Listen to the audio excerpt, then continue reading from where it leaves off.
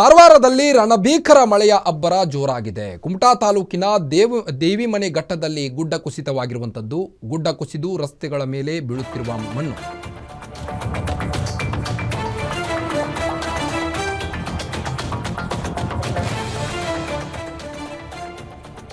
ಕಾರವಾರದಲ್ಲಿ ರಣಭೀಕರ ಮಳೆಯ ಅಬ್ಬರ ಜೋರಾಗಿದೆ. ಕುಮಟಾ ತಾಲೂಕಿನ ದೇವಿಮನೆ ಘಟ್ಟದಲ್ಲಿ ಗುಡ್ಡ ಕುಸಿತವಾಗಿರುವಂತದ್ದು. ಗುಡ್ಡ ಕುಸಿದು ರಸ್ತೆಗಳ ಮೇಲೆ ಮಣ್ಣು ಬೀಳುತ್ತಿದೆ. ಗುಡ್ಡ ಕುಸಿದ ಹಿನ್ನೆಲೆ ರಸ್ತೆ ಸಂಚಾರ ಸಂಪೂರ್ಣ ಬಂದ್ ಆಗಿರುವಂಥದ್ದು. ಶಿರ್ಸಿ ಕುಮಟಾರ ಸಂಚಾರ ಸ್ಥಗಿತ ಮಾಡಿದ ಜಿಲ್ಲಾಡಳಿತ. ಇಂದು ಸಂಜೆ 6ರಿಂದ ಬೆಳಗ್ಗೆ 6 ಗಂಟೆಯವರೆಗೆ ಸಂಚಾರವನ್ನು ಸ್ಥಗಿತಗೊಳಿಸಲಾಗಿದೆ. ದೇವಿಮನೆ ಘಟ್ಟದಲ್ಲಿ ಪೊಲೀಸ್ ಸಿಬ್ಬಂದಿ ಬಂದೋಬಸ್ತನ್ನು ಮಾಡಿದ್ದಾರೆ.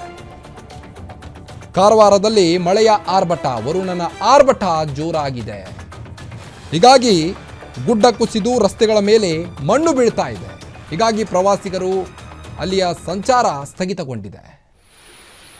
ದೃಶ್ಯದಲ್ಲಿ ನೀವು ಗಮನಿಸಬಹುದು, ಪೊಲೀಸರು ಕೂಡ ಬಿಗಿ ಬಂದೋಬಸ್ತನ್ನು ಮಾಡಲಾಗಿದೆ. ದೇವಿಘಟ್ಟದಲ್ಲಿ, ಕುಮಟಾ ತಾಲೂಕಿನ ದೇವಿಮನೆ ಘಟ್ಟದಲ್ಲಿ ಗುಡ್ಡ ಕುಸಿತವಾಗಿರುವಂಥದ್ದು.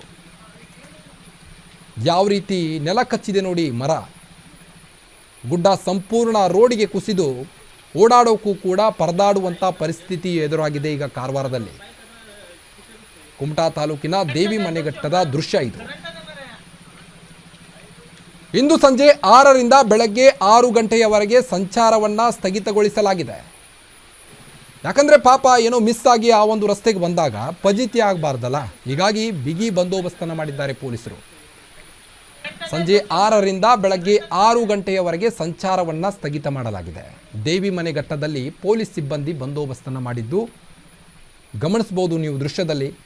ಯಾವ ರೀತಿ ಬಿಗಿ ಬಂದೋಬಸ್ತ್ ಮಾಡಿದ್ದಾರೆ ಪೊಲೀಸರು ಎಂಬುದನ್ನು ಬ್ಯಾರಿಗೇಡ್ ಹಾಕಿ ಸಂಪೂರ್ಣವಾಗಿ ಸಂಚಾರವನ್ನು ಬಂದ್ ಮಾಡಿದ್ದಾರೆ. ಕುಮಟಾ ತಾಲೂಕಿನ ದೇವಿಮನೆ ಘಟ್ಟದಲ್ಲಿ ಗುಡ್ಡ ಕುಸಿತವಾಗಿರುವ ಕಾರಣ ಸಂಚಾರವನ್ನು ಬಂದ್ ಮಾಡಿದ್ದಾರೆ.